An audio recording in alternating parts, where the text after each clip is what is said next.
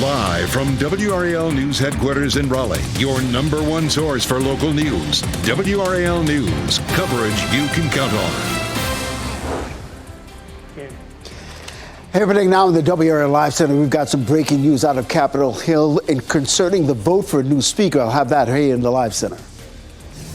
And search warrants reveal new information about a stabbing at Durham's newest high school. Why the student facing charges says he was carrying the knife. Also, a very important recall involving a gun safe. Why the company is telling customers to stop using the biometric feature on it. A lot of news to get to this noon. We begin with breaking news. Ohio Representative Jim Jordan will not seek a third speaker vote today. Instead, though, he will back a plan giving the temporary speaker additional power. Right, and Republicans made it clear after 2 votes that Jordan did not have enough support to win the speaker's gavel. Ken Smith is in the WRAL Live Center with this new development in the saga. Ken, what's going on? Michelle and Jeff, this is a major development coming out of Washington as we take a live look now at the U.S. Capitol, where at noon we were supposed to have that third vote, but House leadership, the House standing down this noon hour. Here's what we're hearing out of Washington, D.C. The Republicans right now are currently looking at a resolution to empower the current interim speaker, Patrick McHenry of North Carolina, at least until January. Now, this will give the House an opportunity to at least get some work done, because right now there is gridlock in the U.S. House of Representatives. Nothing is getting done. The president is going to speak later on tonight asking for more money for the war efforts overseas, including in Israel, including in Ukraine. That cannot happen. Those requests will fall on deaf ears because nothing is getting done, because nothing can get done without a speaker.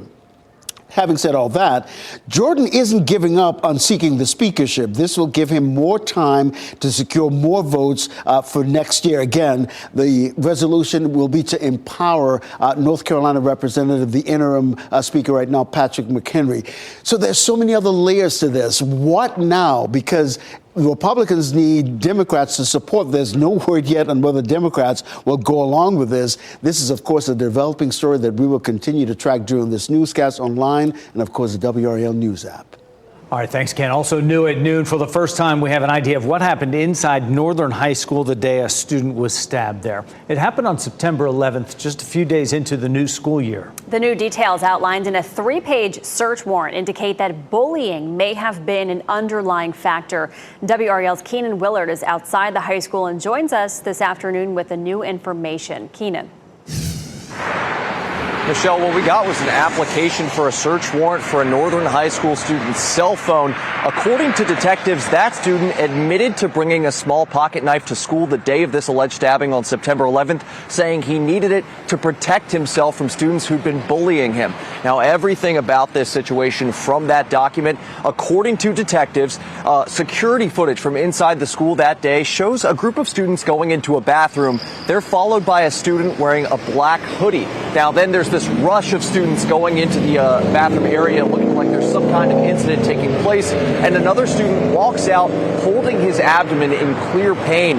Detectives say that student went to the school's guidance office bleeding from his stomach or abdomen area, asking for help, and was later hospitalized with possible injuries to his liver.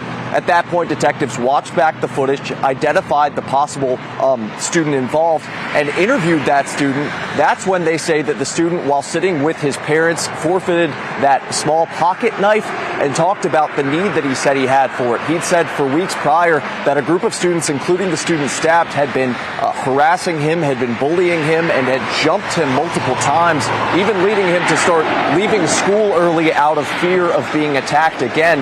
Now, according to detectives, they had also received pictures of posts that student had made of a small sort of pencil that had been sharpened into a shank-like object, but the student did not turn over that specific item, just the small pocket knife. The student does say to detectives that he claims that the pocket knife just fell out of his pocket during this confrontation and he didn't use it, that when the knife fell out, the students ran out. There has been a petition for juvenile justice filed against a 16-year-old here for possession of a weapon on school grounds and assault with a deadly weapon. It doesn't list who that was filed against because this is a juvenile case. Now, coming up this evening, we're speaking with Durham Public Schools, talking about what sort of anti-bullying resources they offer across the district and for students students who are in acute cases where they need help. More on that coming up on the WRAL Evening News. Michelle? We look forward to that. Keenan Willard live in Durham. Thanks, Keenan. A 12-year-old allegedly got past a gun safe's biometric security, got the gun inside, and was shot and killed. It's not the first time the biometric locks on Fortress gun safes have failed. There are 39 reports of the safes being accessed by fingerprints that don't have authorization. 5 on Your Side reports 9 models of biometric lock gun safes made by Fortress Safe are being recalled. The Consumer Product Safety Commission is telling owners to stop using the biometric feature on them, take the batteries out, and only use the key to lock the safe. Owners can get a free replacement safe, and we're posting details about how to do that on WRAL.com. Just search recall. Happening now in the WRAL Live Center, following more breaking news. Within the last hour and a half or so, former Trump attorney Sidney Powell pleads guilty for her role in the Georgia election interference case. This is coming one day before her case was set to go to trial. Powell will also be required to testify at future trials, including the one involving former President Trump. So what does this all mean? Well, it means that Powell is now admitting her role in the January 2021 breach of election systems in rural Coffee County, Georgia. Prosecutors are recommending 6 months probation. Now, the implications of this story are still developing. Look for new reporting starting at 4 right here on WRAL. All right, thank you, Ken. Well, it's a beautiful day today, but 2 systems will bring rain our way between now and late Friday. Elizabeth Gardner is in the WRAL Severe Weather Center with a look at how to plan around our late week showers and storms. It starts with this one right here. You can see some rain starting to push along the coast. Of course, we've been talking about this cold front that will swing through on Friday. That's going to bring us some rain to round out the work week. We take a look at our visible or high resolution satellite image. You can see a lot of cloud cover here. We're seeing some rain starting to push onto the coast as well. So it's starting to cloud up a little bit for parts of Wayne County, down towards Sampson County too. We're going to continue to see those clouds pushing in across the area. You can see here on Futurecast the chance by 3 o'clock of a few light showers around Clinton and Goldsboro. By the time we get to, say, 6 or 7 o'clock, we're seeing that rain from Rocky Mount up toward Roanoke Rapids. By 9 o'clock, it has moved out. This is really only going to affect people from the I-95 corridor eastward and not as far southwest as, say, Fayetteville. So Clinton, Goldsboro, Rocky Mount, and eastward. So that means that things are going to stay dry for the state fair today. Now, everybody gets into it tomorrow as that front comes through. We'll be partly cloudy in the morning. We'll likely have the rain moving into our area as early as noon. At 3 o'clock, we have this big band of rain that's coming right through the middle of the viewing area. Some of this is likely to be steady to heavy, and we may have some thunderstorms as well. Now, we may end up with a little bit of a break. At 5 o'clock, some of that heavier rain shifts to the east, but we may also have another round of some rain later on during the evening. It's not going to rain the entire time from noon to midnight, but we'll have waves that come through with a few breaks. For today, those rain chances again are mainly east of I-95. And of course, for Friday, a 60% chance during the day and a 50% chance overnight Friday night for the entire viewing area. It is beautiful out there right now, though. This is a live look at the fairgrounds. Lots of people out enjoying this pretty weather. 70 degrees right now. I was outside just a little while ago, and it does feel great. We'll see a high of 72 this afternoon. We're going to talk more about what's ahead this weekend behind Friday's front coming up.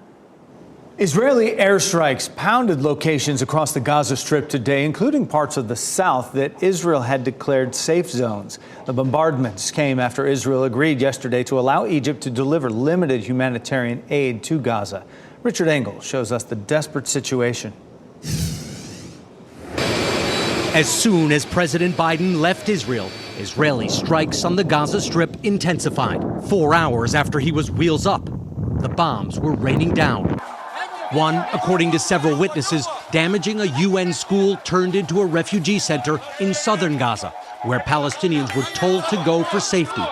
Medical officials say 5 people were killed and dozens injured. We are all people from other areas who fled here because of the war, says this man. Then he sees something in the air, and there's panic, as many fear another strike is coming.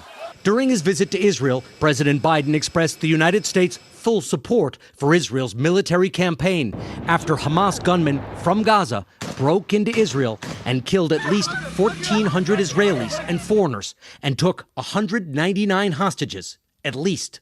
Israel, you're not alone. The president also backed Israel's claim that it did not attack a hospital in Gaza on Tuesday. Hamas claims hundreds were killed. Israel insists the explosion was caused by a rocket from the militant group Islamic Jihad that misfired and crashed on the hospital grounds. New video capturing the blast. That explosion sparked protests across the Arab world.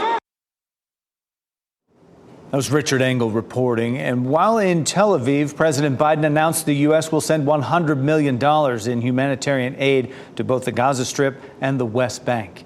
Locally, Palestinians and their supporters gathered at NC State University for a pro-Palestinian vigil. People held up signs and candles. Students say they want to see the U.S. stop funding Israel's military effort due to what's being inflicted on Palestinians. And tonight, President Joe Biden plans to make a direct appeal to the American people to continue funding Ukraine and Israel war efforts. A primetime speech will take place at 8 p.m. and we'll carry it live on WRAL and WRAL.com. You can cast your vote ahead of the November elections. Early voting sites are open across North Carolina. WRAL's Kelsey Coffey explains the new requirements for in-person voting. Showing your photo ID is a new requirement for this year, and polls are open here at the Wake County Board of Elections as people are starting to cast their ballots. Here's what you need to know about bringing your photo ID to vote. Some options may be your driver's license, passport, or university ID. If you don't have a photo ID, you can vote a provisional ballot and fill out an ID exception form. The rollout of the new requirement is going smoothly so far. September and October marked the first rounds of elections since the new law went into effect.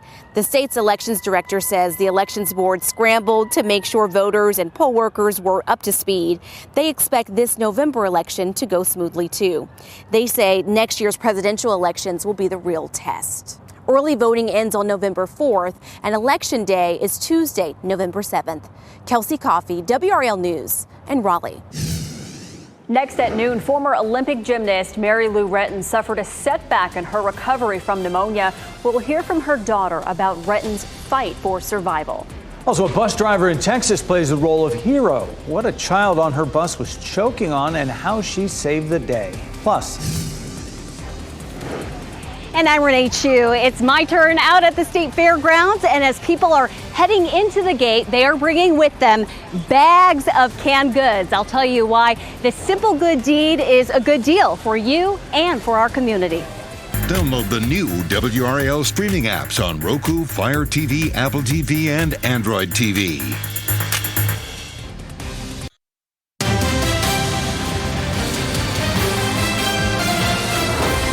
Former Olympic gymnast Mary Lou Retton suffered a setback in her fight with a rare form of pneumonia. Retton's oldest daughter shared an update on her mother's health on social media. She didn't provide details on what the setback was, but she did say that Retton had a better day yesterday. Retton's family revealed the former Olympian's health battle earlier this month. A Texas woman is more than a school bus driver. She's also a guardian angel. Telling him, breathe, baby, breathe. I got you. I got you.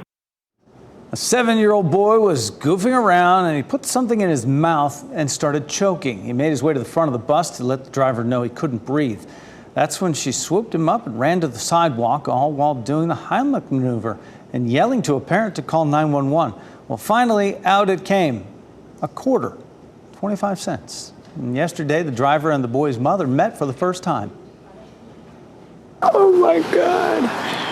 Thank you so much. You never know what can happen to them once they get on that bus or whenever they leave your home. You don't know if they're going to be able to come back. As for the 7-year-old Preston there, he promises never to do that again. Wow, she saved his life. It's amazing. Well, stop leaving so-called love locks at the Grand Canyon. That's the message from the National Park Service. Visitors often leave padlocks on the fences as a way to symbolize their love for another person, and the key is then thrown into the canyon. But officials note that it's actually littering and it's dangerous for wildlife. The Park Service posted a Facebook message saying that they're attracted to shiny objects and will often eat them.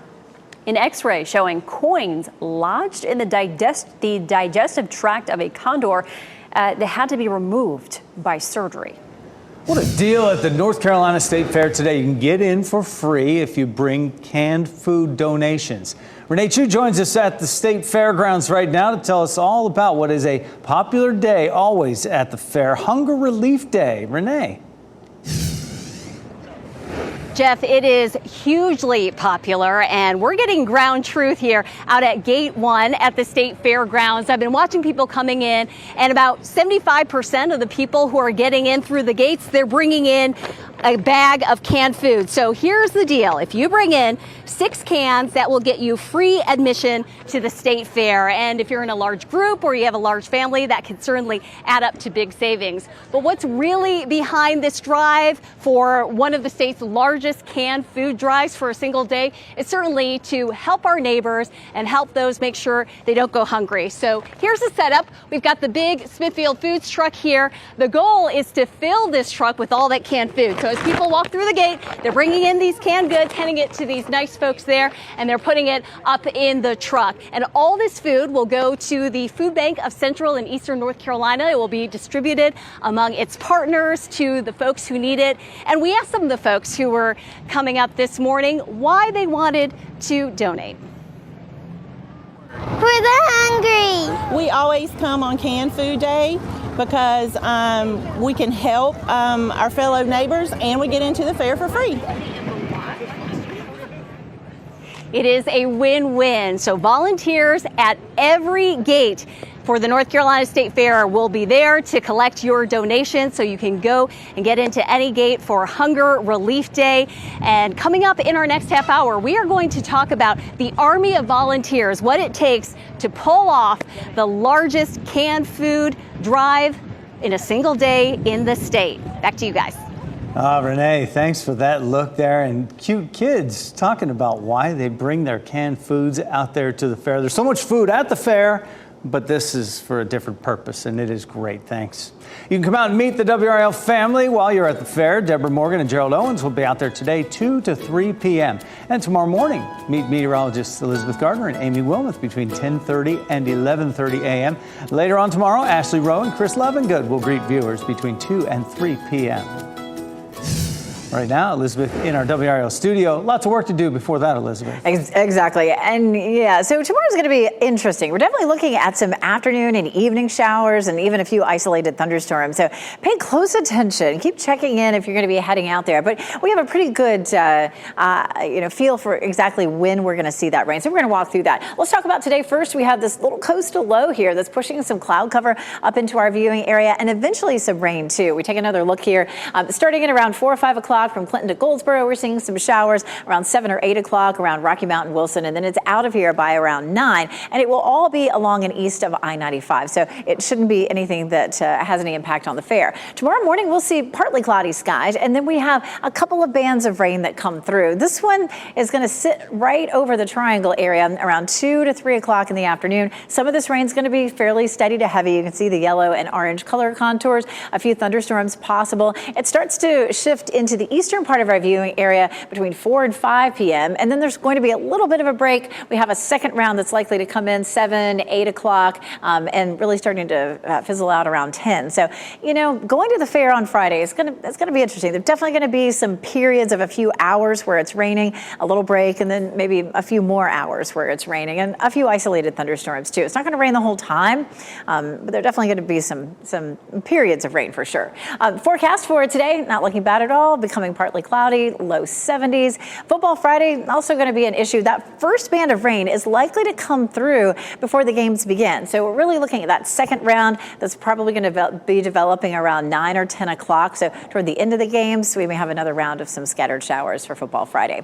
It is pretty at the fair right now, as we talked about. This is a look from Dorton Arena down through the kiddie rides, 70 degrees, the current temperature there, and a look at the airport here too. Just a few pretty puffy cumulus clouds out there. Our dew point's way down at 50, so it's super comfortable out there right now. Temperatures will climb into the low 70s, looking at 72 in Raleigh, 70 in Durham, and 74 in Fayetteville for highs this afternoon. Our normal highs are in the low 70s. That's where we'll be for the next few days, and then turning a little bit cooler, especially Monday and Tuesday of next week. It's going to be a little on the chilly side, but really our only chance for rain is today in our far eastern counties, and then tomorrow, starting early afternoon and continuing on into the evening. After that, Saturday, Sunday, and Monday look great. I have a feeling it's going to be very crowded that second weekend of the fair. Saturday's high 70, 68 on Sunday. Take a look at these chilly temperatures. Our big story for next week is going to be the chilly air, especially Tuesday morning. We could see a low of 40 degrees. That means up in some of our northern counties, it could easily be in the 30s. We may end up with some patchy frost, more so than we've seen so far this season. We also have one system that's sitting in the tropics, a tropical storm. I'll show you where that's headed and when it could become a hurricane. All right, thanks, Elizabeth. New housing development construction is accused of polluting the water that many of us drink. Today on your News at 4, Shelley Jackson investigates the claim Mungo Homes Sweetbriar development polluted Falls Lake. And tonight at 6, picking the wrong health insurance could leave you with tens of thousands of dollars in medical bills to pay out of pocket. 5 on your side is digging into the plans, what you need to watch out for, things called junk insurance. And still ahead this noon, Amazon is developing a faster way to get your medical prescriptions. Ahead, we'll tell you where the new technology is making its first drop-off. Plus, your flight may be a little smoother with United Airlines, what the company is doing to shave time off of your boarding delays.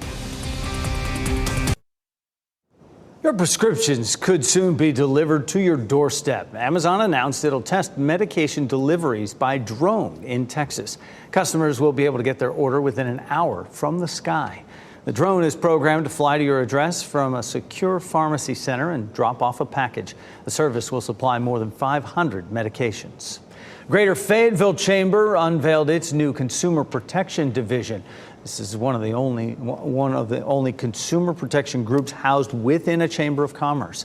Our very own consumer advocate, Keely Arthur, was there to kick off the opening day, along with Fayetteville's chief of police, as well as judges and elected officials. One of the goals is the division of that division is swift conflict resolution, offering mediation between businesses and consumers. Nokia plans to cut up to 14,000 jobs as part of a cost-cutting plan following third quarter earnings that plunged. The Finnish telecommunications giant said that the cuts are necessary to address the challenging market environment. The telecom giant has an office in Raleigh. Back in June, Nokia struck a deal with Raleigh-based Red Hat that involves moving more than 300 workers to Red Hat as part of a cloud computing deal. United Airlines is changing the way passengers board the plane. Starting October 26th, flyers in economy assigned to window seats will board first. Passengers in the middle and aisle seats will follow the first group, and the airline says the move is meant to help speed up the boarding process. The change will apply to all domestic and some international flights. Google is adding new accessibility features to its apps. The company's updating its Maps, Search, and Assistant programs. One of the new features allows users to find information about wheelchair-accessible transit in places. Now, the updates also include AI and augmented reality to get users acquainted with unfamiliar areas or even discover new places. You can now vote for which one of the forgotten 5 toys you want inducted into the National Toy Hall of Fame. 5 classic toys: the Pogo Stick, Fisher-Price Corn Popper, My Little Pony, Pez dispensers, and Transformers are regular finalists for the honors, but always fall short. This year, one of them will make it in. Fans can cast one vote every day until next Tuesday at museumofplay.org. The winning toy will be revealed November 9th. That's some good stuff right there. We're following some breaking news. North Carolina Congressman Patrick McHenry could soon have more power in the House. Why Ohio Republican Jim Jordan decided not to call for a third vote on the floor today. And go ahead and hit that snooze button. Why an extra 5 minutes might be good for your health. And here are your winning lottery numbers on your screen.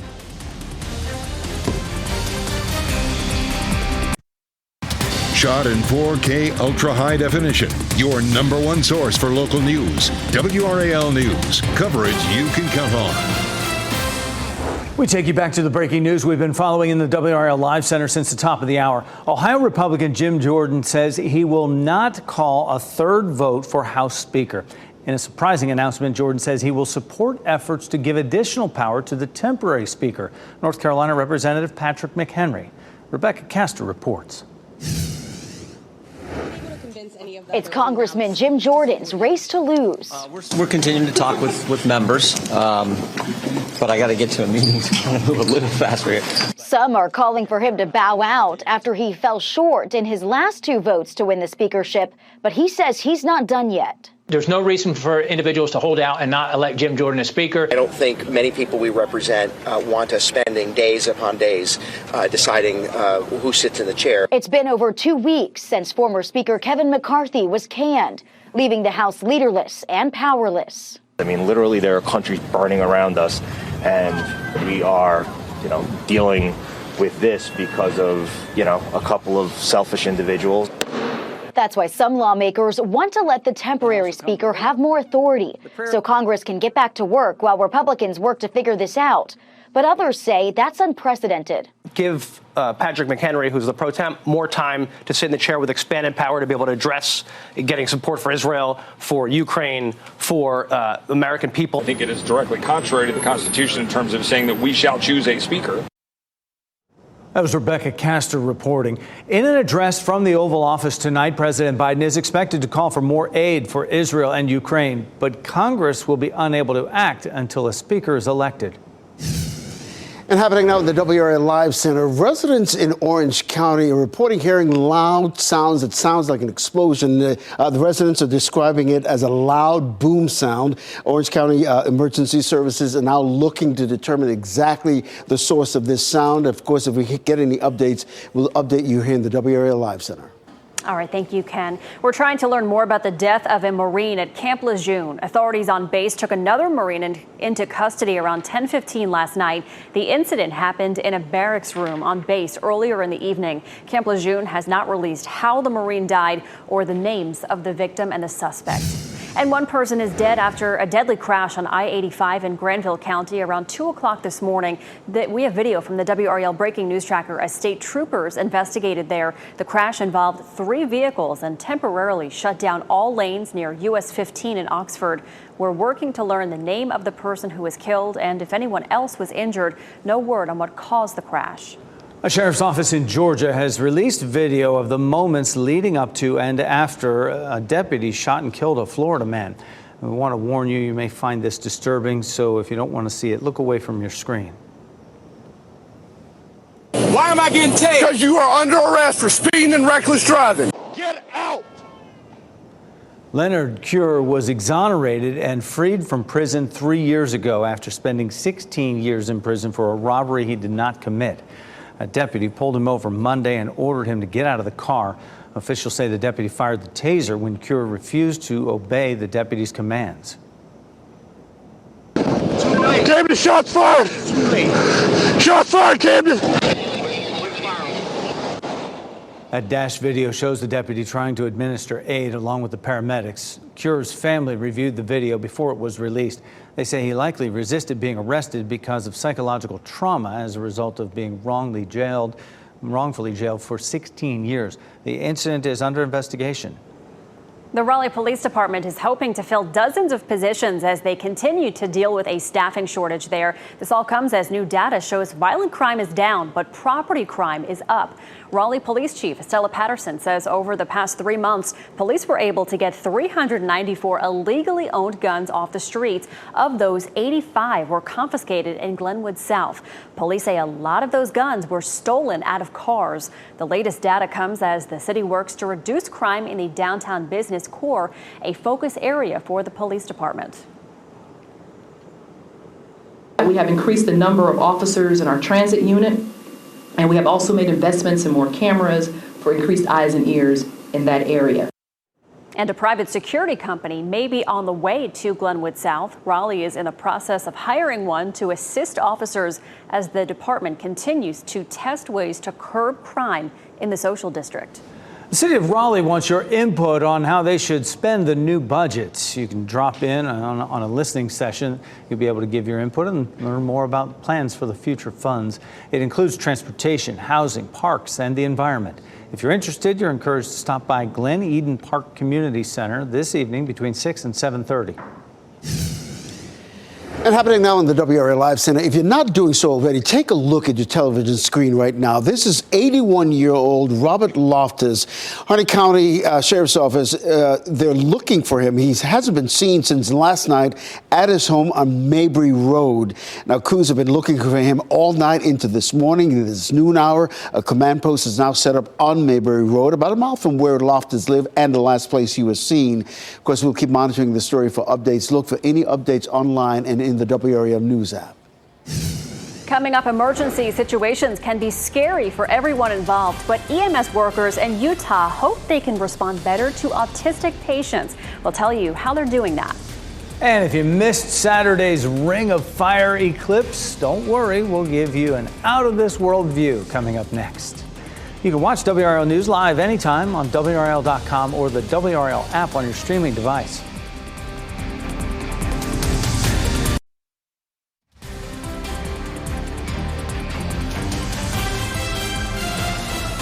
Welcome back. You are taking a live look at the DBAP in Durham. You can see the park being transformed into Wool Evil's Winter Wonderland. They'll open those gates on Wednesday, November 22nd. You're watching WRAL News, available on Spectrum and the WRAL app on your TV or streaming device. Hitting snooze on your alarm clock might be good for your health. Researchers say that brief snooze periods could help against mood decline and improve cognitive function. 70% of participants say they set multiple alarms or press snooze more than once. Most snoozers are younger and, surprise, surprise, they're not morning people. No room for snooze for us. No. EMS workers in Utah hope special kits help them respond better to autistic patients. The kits are the brainchild of a paramedic whose own son was diagnosed with autism. The EMS worker says he noticed that simple things like sensory poppers helped calm people of any age. He assembled a kit named after his son, which also includes sound-reducing headphones and a sign language translation paper. Federal funding paid for enough John Wilson kits to go into ambulances across the state. They really just have very basic needs that we just have to shift our brain into a different mode of thinking when we're taking care of them. And Jeff has helped usher us into that way of thinking for those kids by helping each of these crews have the tools they need to take care of them. Well, the kits are targeted at those who are on the autism spectrum. The tools inside can help others who have anxiety, depression, or other behavioral challenges. The Durham Performing Arts Center celebrating quite the milestone today. Congratulations, you're our 6 million guest!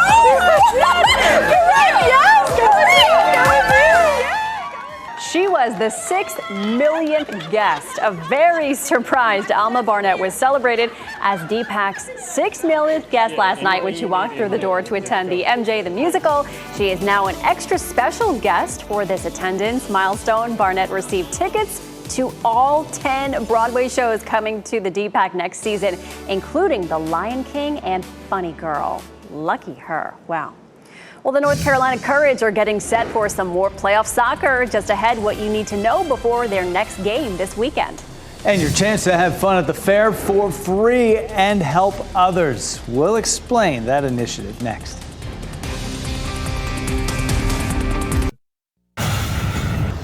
Playoff soccer returns to the Triangle this Sunday when the North Carolina Courage hosts Gotham FC at Wake Med Soccer Park. It's the club's first home playoff match since 2019. Since that time, the team has weathered turmoil on and off the pitch. But after winning the Challenge Cup last month, the Courage had their first regular season sellout in their home finale October 9th, and they are hoping for more of the same Sunday.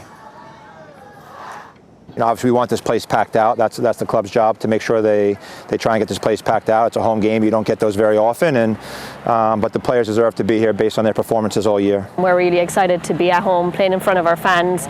You could see the crowd that came out last week, so hopefully we'll have that crowd again, and for them to get behind us and just push us on, it's a great feeling. That is our new standard, is packing the stadium every single game. So yeah, I do think that the community has really come back to embrace the club, and they love coming out here. It's a great experience. The players are just incredible on the field, off the field. Yeah, pack it out. The Courage and Gotham FC kick off Sunday, 7 p.m. at Wake Med Soccer Park in Cary.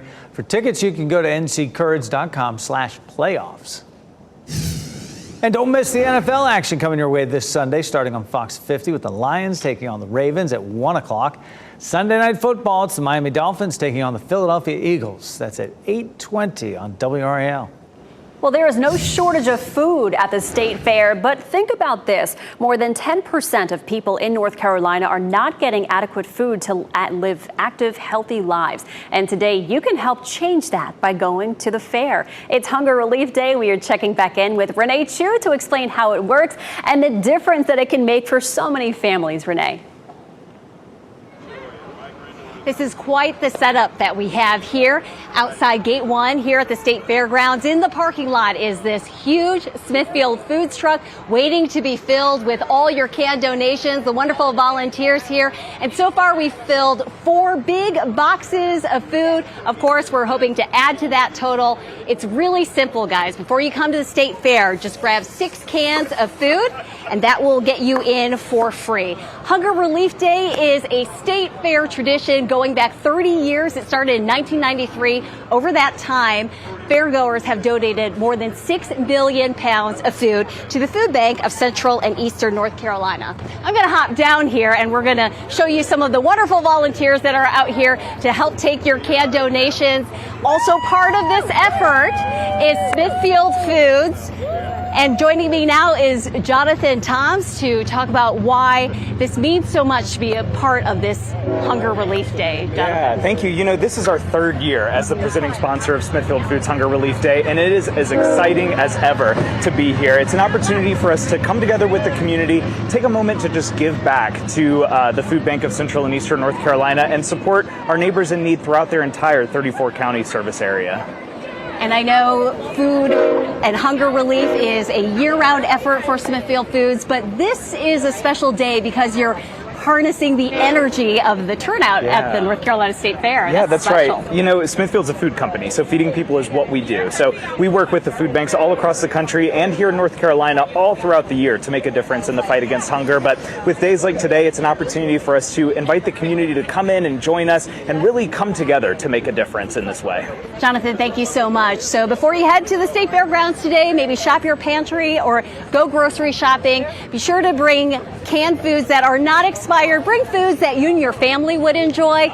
No glass jars, Costa boxes are okay. And then you can do some good, feel good, and then have a good time here at the North Carolina State Fair. Yeah, you get a free ticket, and in turn, you help out so many people in need. Renee, thank you so much. And beautiful weather. We just saw Renee out there. It's sunny and perfect. Meteorologist Elizabeth Gardner with a look around town. I mean, can't get better than this, right? It's beautiful everywhere. I was outside just a little while ago, and I thought maybe I need my jacket. And it's, you know, I mean, it's a little bit on the cool side, but I was actually fine in my short sleeves out there in the sun. Goldsboro looking pretty. A little bit of high, thin cloud cover. We are going to start to see some cloud cover in Goldsboro, and by maybe 3 o'clock in the afternoon, we can see a sprinkle there. Fayetteville's likely to stay dry. Apex and Chapel Hill are going to stay dry. We're going to see these beautiful puffy cumulus clouds for the rest of the afternoon. Chapel Hill, of course, courtesy of Top of the Hill Restaurant. For today at the fair, 72, partly cloudy skies. Tomorrow, we're going to have a couple of waves of rain that move through. The first one's going to be mid-afternoon, the other one during the evening, but they may last for several hours. So it's definitely going to be the messiest day at the fair that we've seen since last Saturday. This Saturday, looks beautiful. We'll see mostly sunny skies, 70, and we'll repeat that again on Sunday. Here's a look at our system that's sitting here off the coast, little coastal low that's going to feed in a bit of moisture along and east of the I-95 corridor. And then here comes our cold front. Notice there's not a lot of rain showing up with it right now, but by the time it gets here, it looks like we'll have a better chance. So 5 o'clock, Clinton, Goldsboro, seeing a little bit of that patchy rain, as well as Wilson, Rocky Mountain. It's out of here by the time we get to around 9 o'clock. Partly cloudy skies overnight and early Friday morning. And then we start to watch that rain picking up, moving on in. At lunchtime, it's in our far western counties. By 3 o'clock or so, it's sitting right in the middle of the viewing area. And there are going to be some periods where the rain is steady to heavy. There could be a few isolated thunderstorms. We'll get a little bit of a break, maybe around 5 or 6, and then say 7 or 8, we get another round of rain that comes through, and that's over at around 11 o'clock or so. So you're going to be dodging the rain on and off for a good bit of Friday Friday afternoon. 60% chance Friday, 50% chance overnight, but Saturday and Sunday look lovely. The amount of rain has gone up on one of our models and down a little bit on the other, but generally I'd be looking at half an inch to a quarter of an inch of rain on Friday. It's all out of here by Saturday. Some good college football games locally. Virginia plays at Carolina at 6:30. We'll see that sun starting to set, temperatures in the 60s, and then dropping into the 50s by the end of the game, but nice dry conditions. And then Johnson C. Smith plays at Fayetteville State at 2:30 in the afternoon. Should be absolutely gorgeous on Saturday, 72 degrees. Okay, tracking the tropics. This system, Tropical Storm Tammy, formed late yesterday. We've been following it this morning, and of course, we've been watching this wave coming off the coast of Africa for almost a week now. So it's moving northwest at 15 miles per hour, winds at 60. So it continues to gain strength. It's possible that by the weekend, it's a hurricane as it moves through the northern part of the Leeward Islands. And then it remains at hurricane strength well into next week, but it shifts off to the north and east and away from land. And so once it gets past those northern Leeward Islands, it shouldn't have any more effect on land. We'll keep our eye on it. The next big thing for us after we get past Friday's front is some chilly air that arrives next week. 40 degrees on Tuesday morning. That could mean some patchy frost. Good deal, Elizabeth. Thank you. The Sydney Opera House turns 50 tomorrow, but have you ever wondered what it could have looked like? We will share some of the concepts, including one submitted by architects from the U.S. And here's a look at your winning Powerball numbers. Good luck.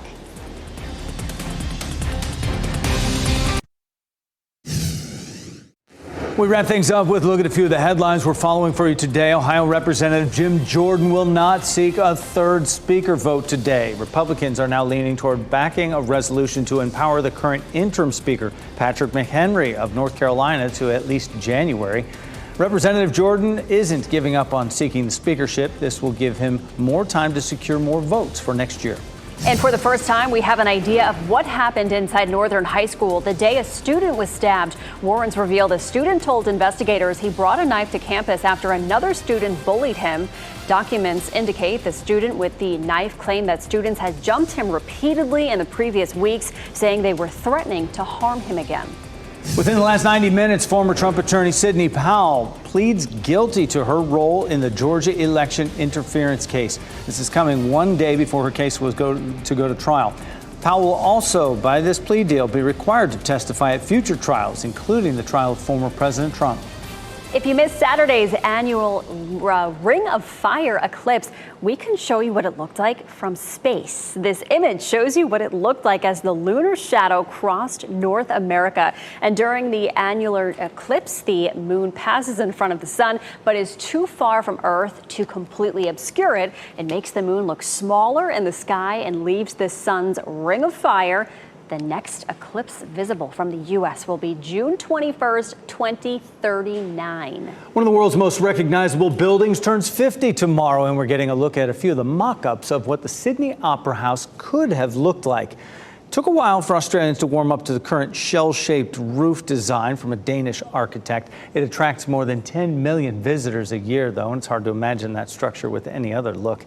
This design from the Philadelphia Collaborative Group took second place. An Art Deco proposal was submitted by the conductor of the Sydney Symphony Orchestra. Finally, this bold entry was the highest-ranked Australian entry in that competition.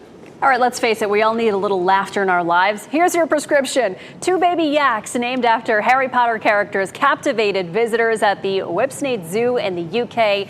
Tonks and Cedric joined the herd of ambassadors for the vulnerable species. Tonks, the female, was born September 20th, and Cedric was born October 7th. Other members of the woolly herd boast the names Hermione, Luna, and Ginny. Pet of the day is from Hope Animal Rescue. That's Stanley, known as Stan the Man, a mixed breed, about 2 years old. He attended a boarding school and training program, and now, through the work of a Raleigh trainer and his foster's hard work, his leash skills are impeccable. He will need a family with no other pets. Interested adopters can contact Hope Animal Rescue. All right, NBC News Daily is next on WRAL, your next local news update in 30 minutes. You can get breaking news updates anytime with our WRAL News app. Look at that beautiful day at the fair. Have a good one. Keep watching WRAL News over the air Channel 34 and Spectrum Channel 1257.